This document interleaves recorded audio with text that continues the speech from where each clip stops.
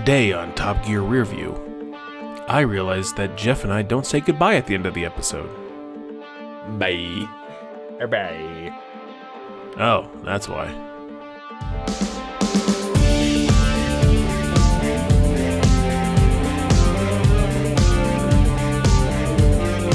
Hello and welcome to Top Gear Rearview. I'm Jeff, that's Brady. Tonight we're looking back at the series finale of Series 3, Episode 9.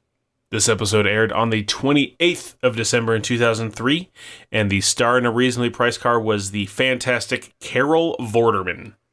And they're all out of money, so they, tease no segments, but they do actually have a few segments. We are looking at the Chrysler Crossfire, the smart Brabus Biturbo V6, that's probably second Top Gear Awards, the Jaguar XJ6, and rounding things off with a couple of Type Rs with the Civic Type R and the NSX Type R. So this one was an iconic one for me because I very much remember Jeremy's comparison of the Chrysler Crossfire, which we will get to in a minute. So the comparison of it to, as in regards to its shape? Yes, it's a very good comparison. It is remarkably apt once you look at it. Yeah. So he starts the episode off by talking about German and American cultural influence on the UK, and he goes to it almost looks like a boardwalk, but it's like a casino. Yeah, it seemed like super poor man. I was gonna say poor man's Vegas, but it's like poor man's Reno, which is the poor man's Vegas. Yeah. So there's some different lines between like children's activity centers and like casinos in the UK. Like, some pubs just have like slot machines in them. Yeah. So it's probably a little bit of both. It's a little bit of it's like the casino circus. That's exactly what it is. Okay. Like, it looks like a boardwalk plus casino. But he's talking about how the casino is America's influence on British culture, where they're trying so hard to be American, so they build these gaudy casino type things. And the German influence was the bombs blasting away the land so that they could build there. Yeah, they help. Which is, in the same way, an influence of a brick through a window. But he's talking about American and German influence together because the Chrysler Crossfire is one of a few crossbreeds between during the Daimler Chrysler era. And I wouldn't even call this is badge engineering for the most part. This is hardly a crossbreed. They share 80% of the components, the Crossfire in the SLK. So everything but body parts? More or less. I mean, looking at from what I've read up, like the engine compartment is essentially indistinguishable between the two.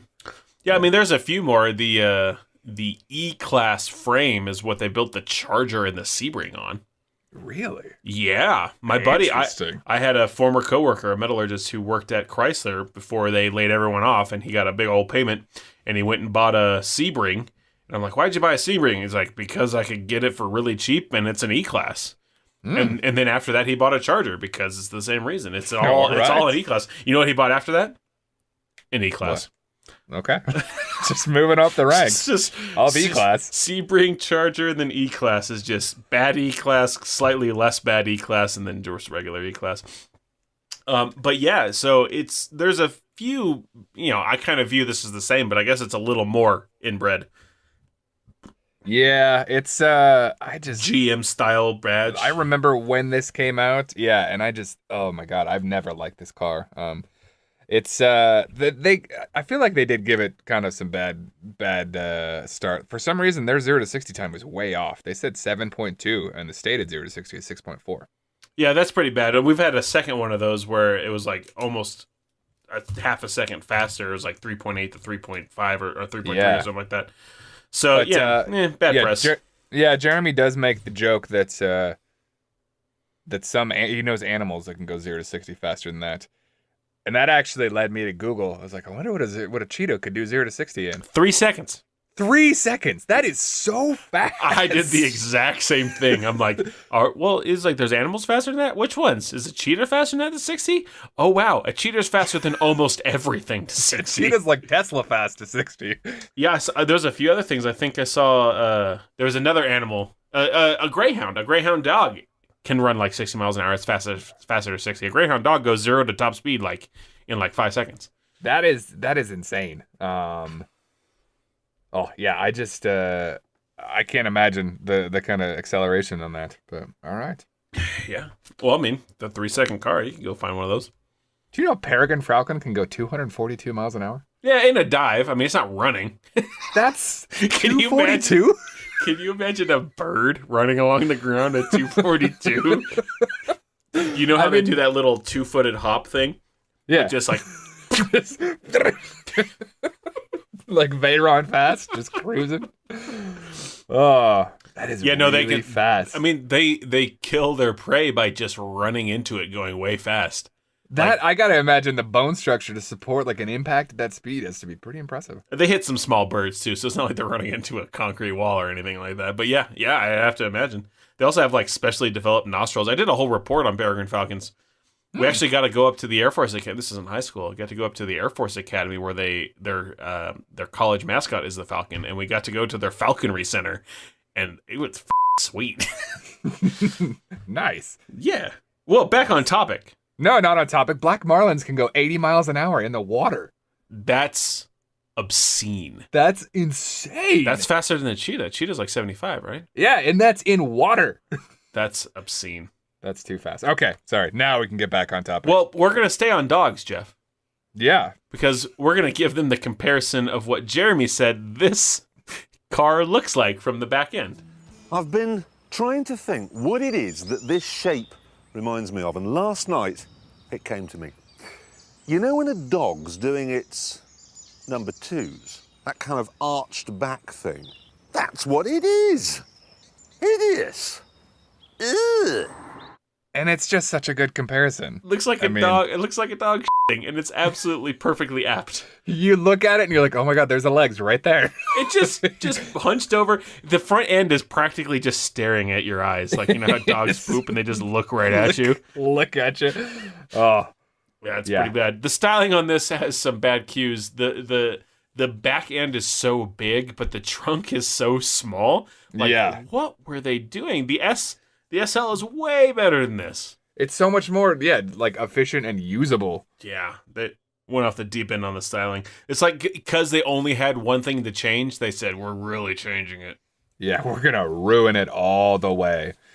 This is a 3.2 liter V6, not particularly impressive, 215 horsepower, 229 foot-pounds of torque. They did make an SRT version later in life, which was bumped at with a supercharger. This was also the AMG version, basically, to 330 horsepower, and put the 0 to 60 at a respectable 4.8. Yeah, that's good. That's fast. But this car was really, it's been written about, and I'll throw an article in the show notes, as one of the flops, one of the best flops like of the last couple decades in cars.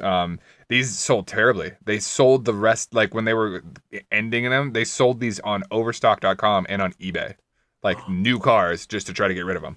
Like legitimately, we need every sales avenue as we could. Overstock.com? Right? Wow. Yeah. This car reminds me of it has the same air about it as a PT Cruiser to me. I agree, and this is right in the same time frame. But at least the PT Cruiser was like relatively unique. I mean, it's a neon chassis, but the PT Cruiser, the only reason you ever see him is because it was dirt cheap. Yeah, or because your dad buys one for reasons you can't explain. This is a dad car who can't afford a Mercedes. That's what this is. That's exactly what they wanted. They knew exactly what they wanted. They made it distinct stylistically. It doesn't have to be good. It just has to be distinct. Because I remember my dad going, hey, check out that car, the Crossfire. I like that one. And I'm like, yeah, of course you do. You would. Yeah, Dad. This makes me fear for my future, Jeff. I know. We got dark days ahead, buddy. Yeah. That's bad news. I'm glad they didn't put it on the track so we don't have to give it a desirability score because it'd be a negative 30. Jeff, our formulas cannot handle hatred of that magnitude. Our shields cannot repel. They did give a remarkably accurate price, £27,260. Yeah, but when selling on Overstock.com, you got $8,900 off MSRP. $8,900? Yeah, these cars thing was did like not PT sell. Cruiser price. These cars were the average at the time for a car sitting on a dealership lot was about 55 days. These are sitting on lots for 230 days. oh, it's got to kill a dealer. Yeah. The same way that Jeremy listed off a whole rash of really good things about the RX-8 about 3 episodes ago, he does the exact same thing, but opposite for the Chrysler Crossfire. He lists off a whole rash of bad things. So, it looks like a dog doing a poo. It's slow, uncomfortable, expensive, and cursed with a cramped, badly trimmed interior, an awful gearbox, and no back seats. The engine doesn't make a particularly sporty noise, the ride is terrible, and it isn't especially economical. Jeff, let's get out of the Crossfire. Well played, sir. And let's move on. Let's slide on in to a smart roadster Brabus. It's not just the Brabus, it's the Brabus V6 Biturbo, because there is a smart Brabus and it's a kind of a disgrace to the Brabus name. But this one is not? No, it still is, but it's less of one. Okay. So yes, the Brabus V6 Biturbo. It's just it's a mouthful. You, the Biturbo are a mouthful. Yeah, so this is a souped up version of the souped up version of a completely unsouped up car. Yeah. It has a 0.6 or 0.7 3-cylinder engine. So they went from a 0.6 to the... I think they just mushed them together. So 1. No, that's what the older one was. The old one was just mushed together. No. Yes, the old this Brabus. One. No. This is a V... Okay. This is a V6 with 2 merged 3-cylinder engines. Yeah, sorry, it's 1.4. Okay. Yeah, so 2.7, or the 2 of the 0.7. The upgraded version. It's so dumb! So, yes, it's so dumb. It's even dumber when you hear what it costs. They gave us the cost to build, which presumably Brabus makes some cars that are quote-unquote production, like Brabus versions of cars. And then they also just do one-offs, yeah? Yeah. On request. Yeah, this costs pretty much a tuning house, yeah. £330,000 to make. Which is just, like, why? And it's not like, the thing that I don't understand is, like, if they made 1 at that price, it'd be like, okay, that makes sense. But they made 10, which means they spent $3.3 million. There's no way they did that. Really? I know. There's no way. They did make 10, but I was like, this must be the like, you must be using the numbers to develop it, and then they just, like, made a few more. Because if they spent that much on this stupid car, then, like, I hope they all got fired. I wonder if they made $330K to build all 10. Maybe. Yeah, because originally like grand. The Smart Roadster is £14,000. Buy one, get 9 free. It's considerably cheaper. Buy one, get 19 free. 19 engines. Oh, yeah. So, yes, this is a garbage Brabus on top of a... I mean, I guess ultimately the review from Top Gear before was that the Smart Roadster original was snappy in steering, good handling, but just didn't have enough. Just a 0.7 liter engine is just not enough. Yeah, they said it was fun to drive, but overpriced. And if you remember, right, we talked about that and how horribly unreliable they were, and how they there was something like basically 6,000 in repairs that were tacked onto each one. So yeah, oof. This is another one where they kind of they downplayed the number. They said the 0 to 60 was less than 6. What I've read is less than 5, which you really have to. If you have a twin turbo V6 and you can't do 0 to 60 in less than 5 seconds, like, no. Well, especially with a car this small, like, there's no weight to it. You know, there's no fluff. There's no extra baggage you're carrying around. Yeah, 1,800 pounds. You're essentially putting wheels on a V6 and then going 0 to 60. Yeah. Do you have anything else on the Roadster? It sucks balls. Brabus balls. Yeah, I don't know. It's I'm not a fan. I mean, I gotta imagine it'd be kind of fun, but like to drive around, but that price is just no. I mean, would you drive around? I mean, 33,000 pounds. If we're off by an order of magnitude here, somehow it's just so ugly. But like that makes a lot more sense because at least like then you're kind of. I mean, basically with those numbers, you're closer to like a Lotus Elise. That's kind of the territory I'd see this thing playing with. Just not as good, and it has a big old foam rubber fuel cell and no storage at all. So. I mean, it makes the Elise look practical, which is saying something. Yeah, it is. And that power number is just not acceptable. Like 215 horsepower is what these are rated at, and that is a twin turbo V6. That's like what a twin turbo V6 in 1991 should have made. Yeah. So yeah, I mean, did they actually smash together two engines and not just go get an off the shelf twin turbo V6? That's what they're saying in this in everything I've read. Talk about doing the hardest possible method in getting the worst possible result. Yeah. Well, they saw what Aston did. They're like, they just took two Ford V6s and mushed them. Like, we could do that. And then they did it different. They didn't do like end to end. They did side to side. And the engineers were like, oh no, we've already spent too much. We got to keep going. We're already $3 million into this. We better just slap some engines in some cars. Let's get off of this one too. Bad reviews to start off this episode. Let's talk about some awards. Yes, I mean, they only deviate from their stated nominees once, which is uncommon.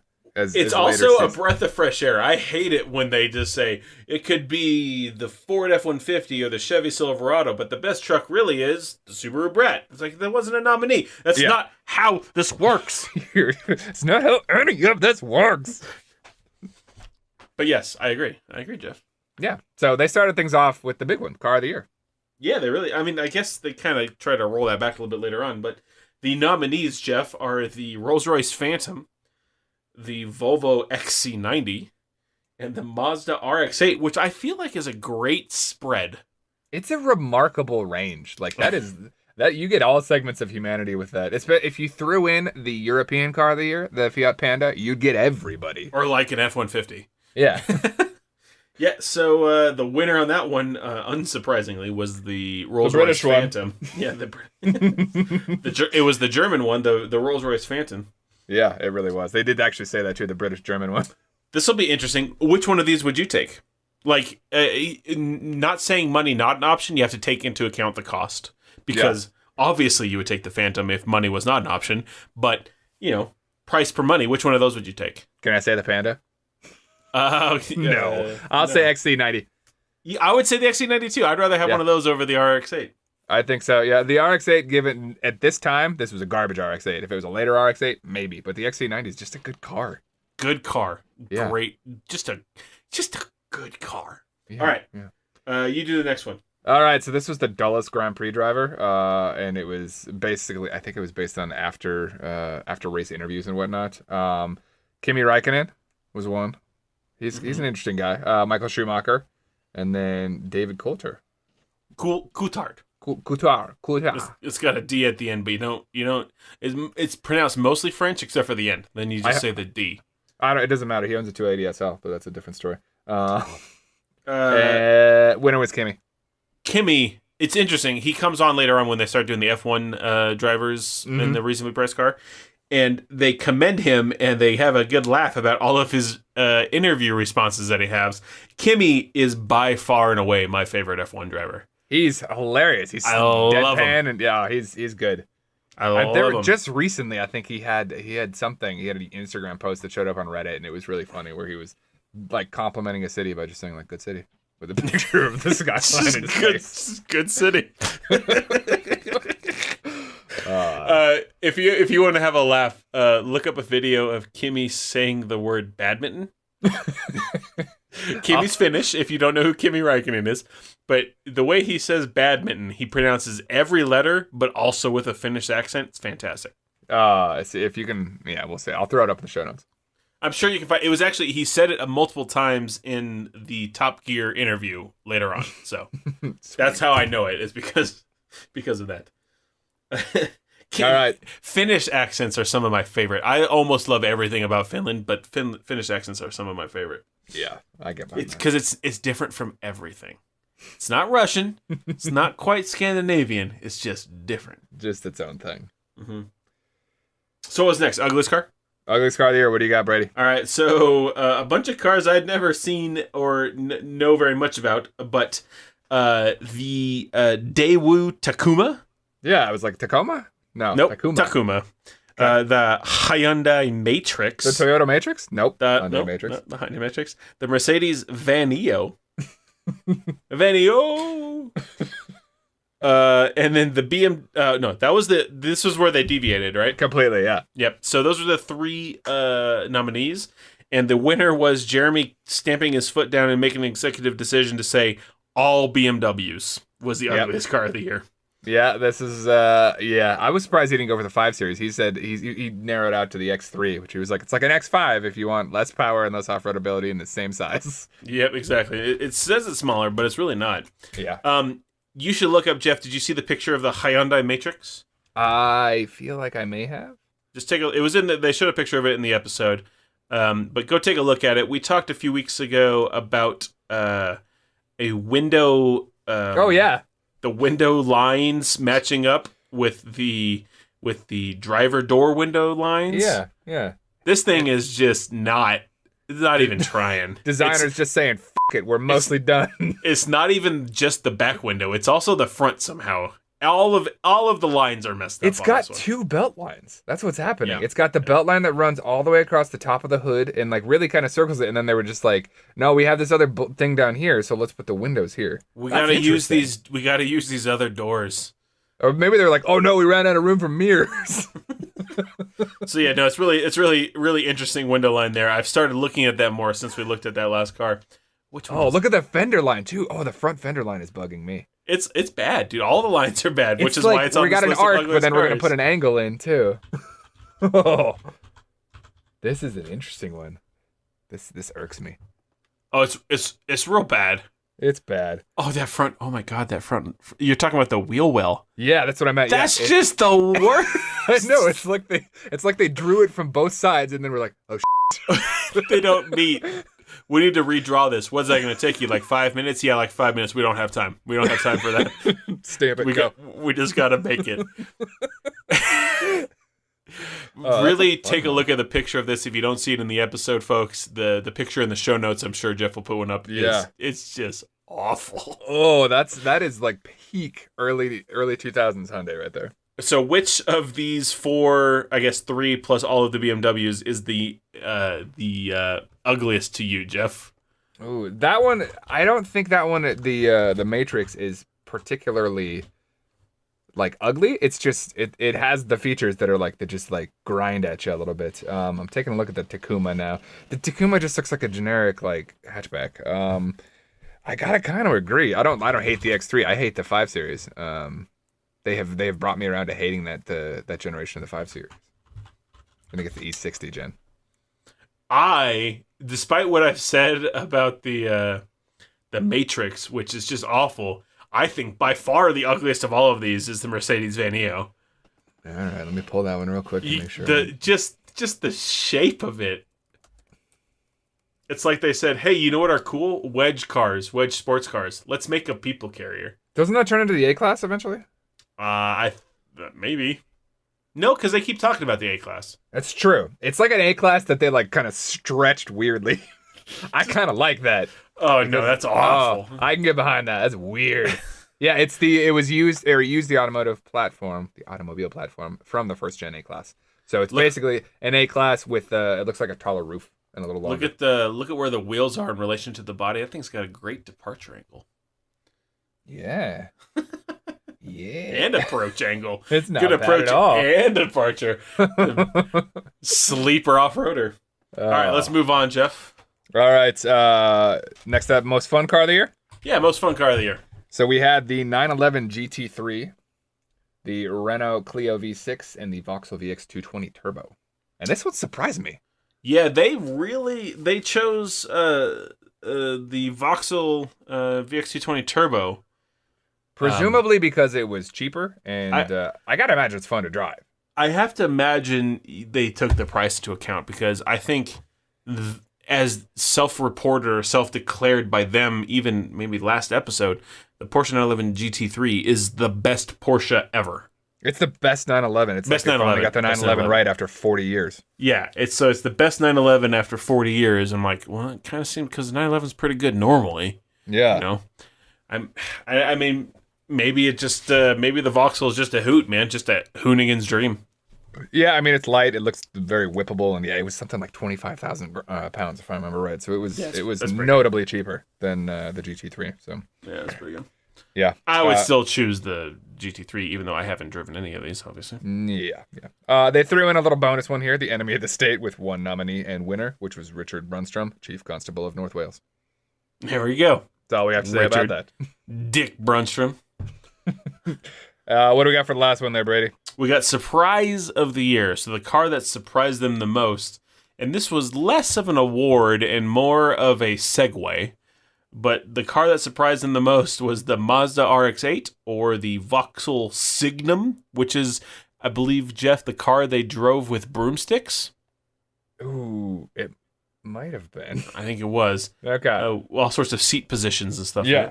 And then the Jaguar XJ6 was what James posited is the most surprising car. And then they just went into a Jaguar XJ6 review. So it really wasn't a review. It really wasn't an award. Yeah. So I guess... Many...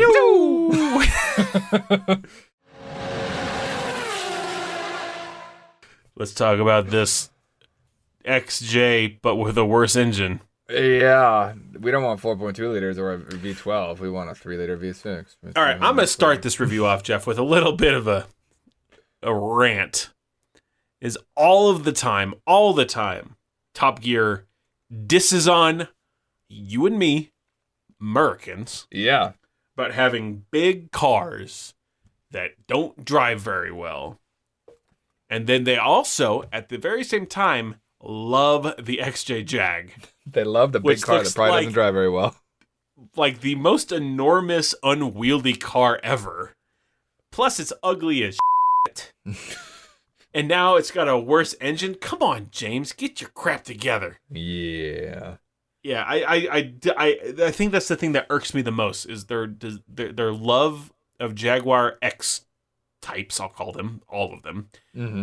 At the same time as them dissing on cars like the Nissan 350Z was built for Americans, and that's why it's so big. It's like, look at this thing.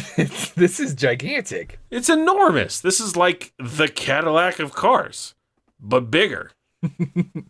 Yeah. So that's and my rant. Old. It's so old. It's no styling updates or anything for many, many years. And it's not cheap. I mean, it's cheaper than the V8 by 12,000 pounds, but it's still 39,000 pounds. $40K. Yeah. Brutal. And it has red leather, which I kind of liked. Yeah. All right. Well, you fine with that one? Yeah. I'm on board with that. Okay. But yeah, the point of this whole thing was basically like, it's a surprise because it's all the luxury you can get in the V8 version and you don't have to sacrifice anything except for the fun part of the car. All you have to do is mash the gas pedal a little harder, unless you're already all the way down, and then fuck you, you're done. I'm upset about the Jaguar. You are. I can tell. You're going to have some beeps in this segment. We can get the sensor beep editing fingers ready. They talk about the luxury of the interior. Did you see that interior is so busy? Yeah, there's a lot going on. There are so many buttons. My note here is, it really is a busy interior. Ugly. Sad. It's like a tweet. I may or may not have based that on a tweet. Mm-hmm. Yeah, there was, I mean, these are the Jaguars that like are basically invisible to me on the road because it's just, I don't care unless you have a V12. I check the back to see if it's an XJ12 and then I'll offer them $50 so I can take out that engine block and turn it into a table, but that's all I want from it. This is the Jaguar you buy because you want a Jaguar, but you don't have enough money. This is the Porsche Boxster of Jaguars. Not very good looking. I don't know the XJ, dude. I hate the XJ. I don't really like the Boxster either. Sorry, this is the XJ. What am I thinking of? X-Type. These are all the X-Types. If it has an X in the front, it's the X-Type. What the hell? Am I thinking of the S-Type? What's the dumb one that's not actually a Jaguar at all? It's like a Malibu. I don't know. I'm playing a fun game right now where oh my god, that one's too cheap. I'm looking on Craigslist at XJ6 prices. Quite a bit, around 5,000. There is a limousine in Meridian for $1,000. $1,000? $1,000. Body is pretty straight. Fair amount of rust. Does start and run. Oh, this is just the kind of bad idea I can get behind. Oh, that interior is so bad. If this is still up in a couple weeks when we put this episode up, I'm putting a link up because this thing is a doozy. But it's $1,000 and it's a limo with a V6. Oh, wait a minute. Oh my God. That might be the 12. The V12? It might be. Anyway, I'm getting for way into the $1,000, weeds, right? That's worth a table. And then I own a limo. Could add that to the list. Yeah, for a while. So you can sell it. Just like everything else you own. I'd scrap this one. This thing is a piece of garbage. Oof. All right. Anything else on the XJ? No, fuck the XJ. Onwards to a guest, Mrs. Carol Vorderman. Yes, Jeff, you remember a certain Mr. Richard Whiteley? Yes, sir. He was the main host of a show called Countdown. Mm-hmm.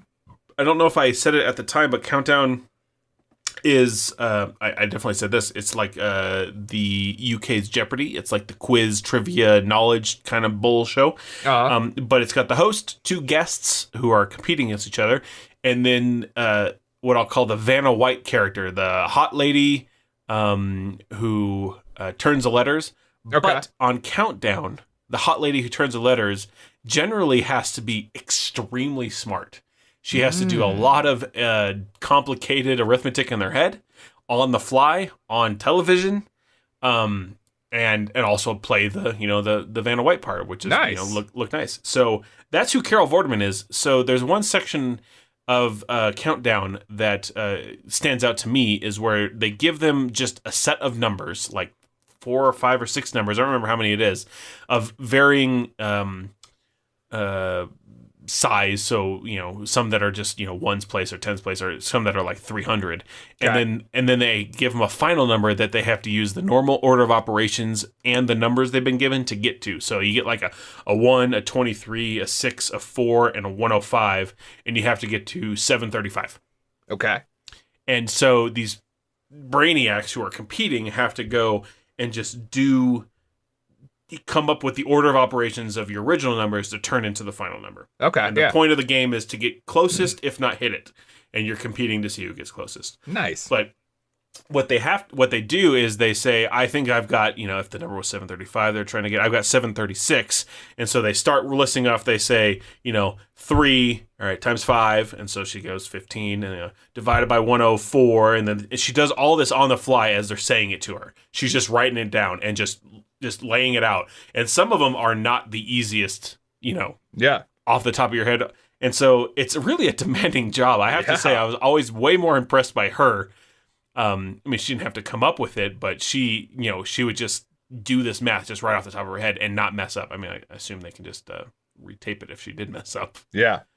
But that's Carol Vorderman. That totally makes sense because this interview is like, this lady knows what she's talking about. This lady is extremely sharp. This is a bright lady.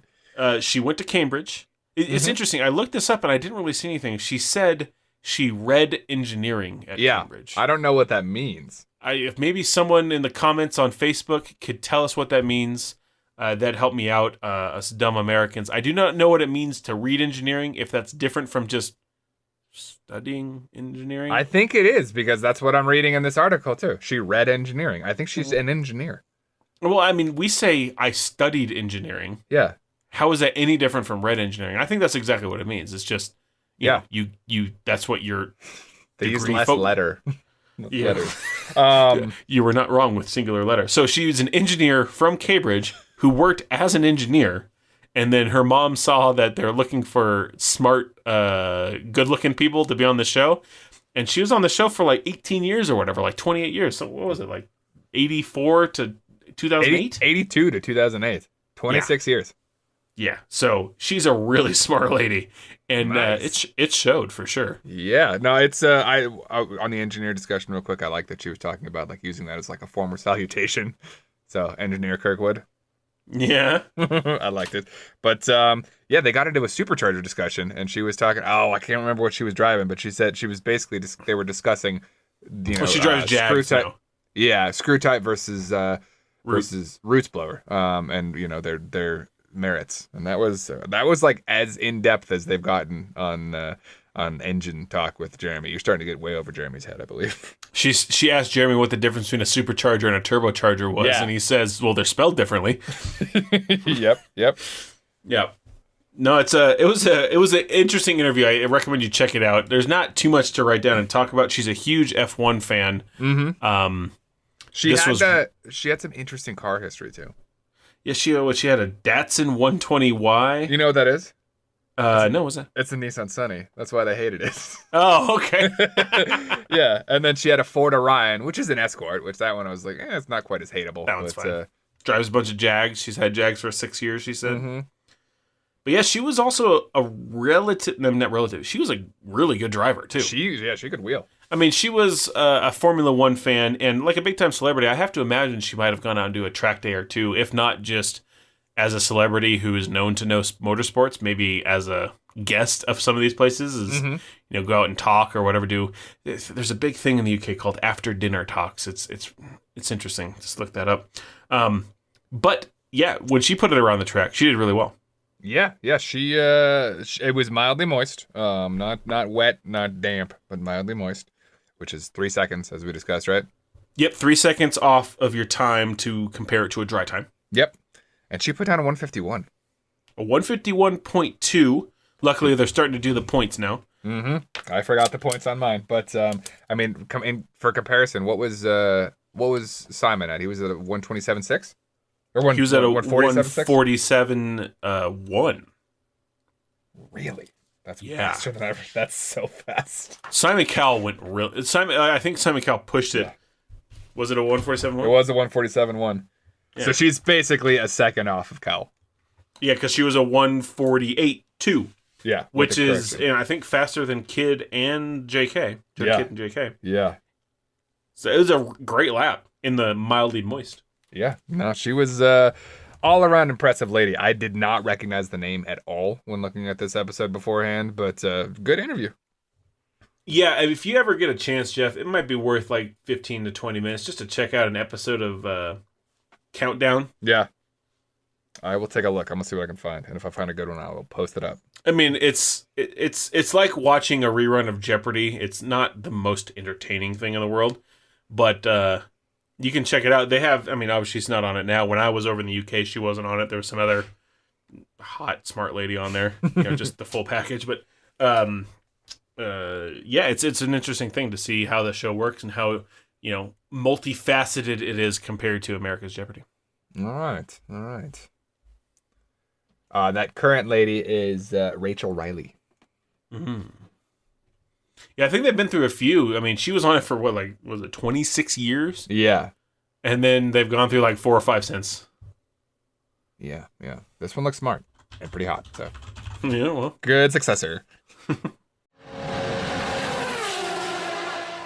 So should we round this thing out with some Type Rs?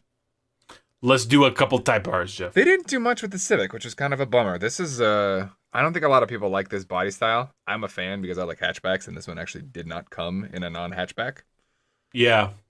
It really looks like, their Civic is, it's very similar in body style to the Jazz/Fit.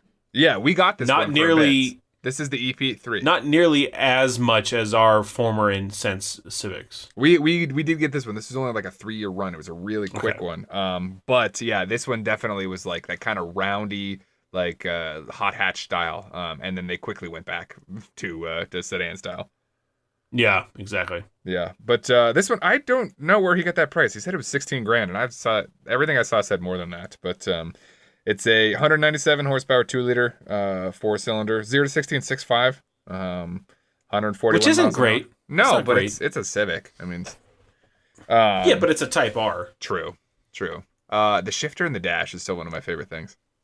It reminds me of a minivan. Yeah. The Mazda 5 has a very similar one. Kia Sonata has an automatic shift lever in the dash because they want Hyundai that floor Sonata. space. Come on. What did I say? Kia Sonata. I'm not far off, Jeff. Well, the Hyundai Sonata now I got to make fun of you a little bit. That's a car. That's a car. Yeah. What are you thinking of? What is the minivan? What is the Kia minivan? Sorrento? No, that's an SUV. But you might be. That's like the crossover one, though. I think Sedona. That's the one. So it's not a classical symphony. It's a city in Arizona. So I was close. I was very close. You really were.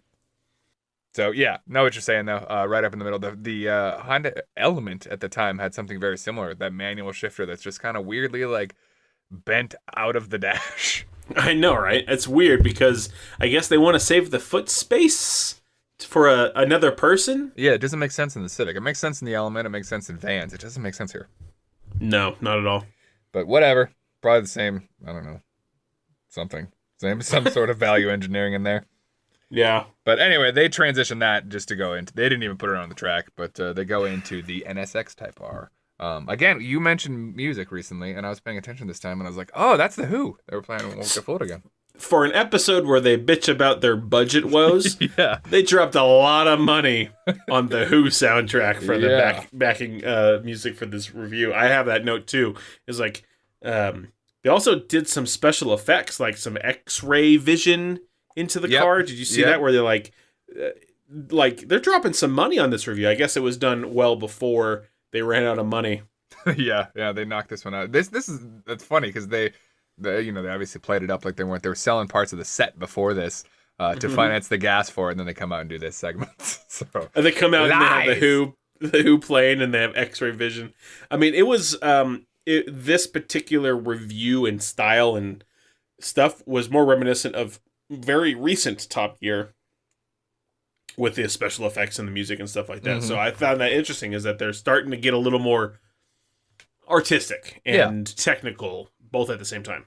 Yeah. Just better. So this one, oddly enough, they did review before in Series 1, Episode 6. I do not recall who drove it, but there really have not been many changes since then. No, I mean, it's a year later. A year and a half later. That was 2002, and this is 2003, presumably the 2004 model with how late it is. Yeah. But yeah, it's a 300 horsepower car. It's 70,000 pounds. I believe that's about what lines up with the previous one. The previous one said 59,333 and 33 pence. It's going up in price. Yeah. So something's different. Yeah, they had sold 23 the previous year, so this was really, the VIN number shouldn't have been much different than the one they previously drove. But Hammond was going on about the things they did. I mean, a lot of the Type R was pulling weight out of it, and they did things like they changed the shifter boot from leather to a mesh, and they saved 10 grams. And I was like, you definitely saved more than 10 grams with that. But I believe you compared that to changing socks and wearing lighter socks for the day, which was like, yeah, that's... if you're talking about that, you go take a good bathroom break before you drive your car. You'll be doing pretty good. Exactly right. You let Hammond drive it instead of Mayor Clarkson. Yep. Which they did. But... yeah. But he really goes on to say this is an engineer's plaything. This car's been around forever. They need to kind of put it out to pasture, which is not too far in the future. Yeah, I think 04. This might be the last model year. It's coming up there. Yeah, it's we're not far from it. I know that. Yeah. Jeff, we both liked we still like it. Yeah. The NSX. I think the last time, I guess I won't give away our desirability scores. They were high. All right. Above average. Okay. I find it interesting that they just reviewed it again. There really is no difference. I'm wondering, there's a part of me that's like, are they trying to see if they can actually get a real baseline stig to stig? Because I mean, maybe. Yeah. I mean, the previous one was very wet. This one was wet, but they're pretty close numbers. I guess let's talk about the laps. Yeah. So, the previous one was very wet on our master list. It did a 133.7. Very wet means a 6-second deduction, which makes it a 127.7. So remember that number, 127.7. Yep. This one was just regular wet. It did a 131.6. That's a 4-second deduction, so it's an 127.6. So we went from 127.7 to 127.6, which is extremely close given that they were completely different drivers of the two cars. It really is. This is all hinging on the fact that the other one was very wet, which Jeff looked it up and on the master list says it's not what I had written down. We just had wet.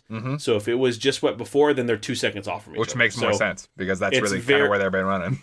Yeah, so I think it might be just devil in the details on our deductions here, but we'll go with what the master list says just to try to keep it even. But yeah, so this is it. I have a feeling, Jeff, that this might place worse than the old one just because of its being 10,000 pounds more expensive.